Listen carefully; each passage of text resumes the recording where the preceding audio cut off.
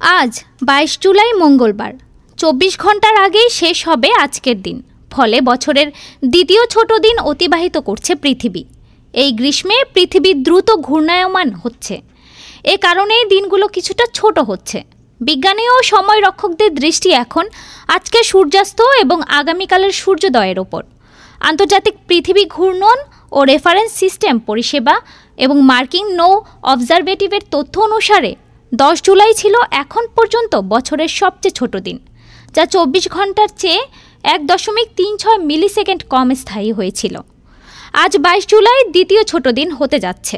এরপর 5 আগস্ট আরও একটি কম সময়ের দিনের সাক্ষী হতে পারে পৃথিবী।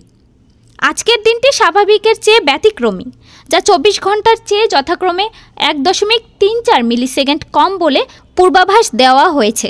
আর 5 আগস্ট 1.25 মিলিসেকেন্ড কম স্থায়ী হতে পারে। একটি দিনের দৈর্ঘ্য হল গ্রহটির তার অক্ষের ওপর একটি পূর্ণ ঘূর্ণয়ন সম্পন্ন করতে যে সময় লাগে তা।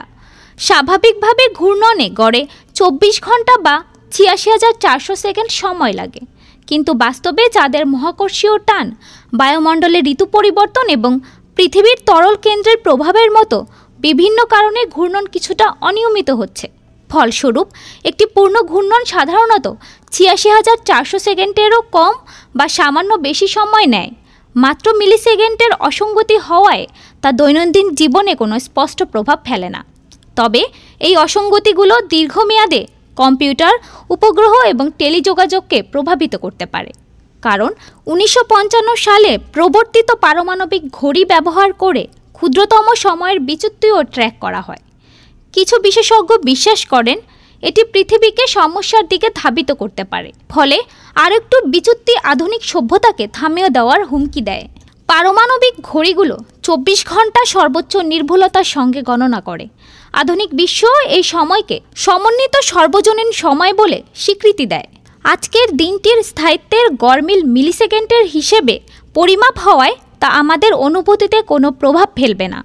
কিন্তু বিজ্ঞানীরা এমন গড়মিলের ভবিষ্যৎ নিয়ে উদ্বিগ্ন।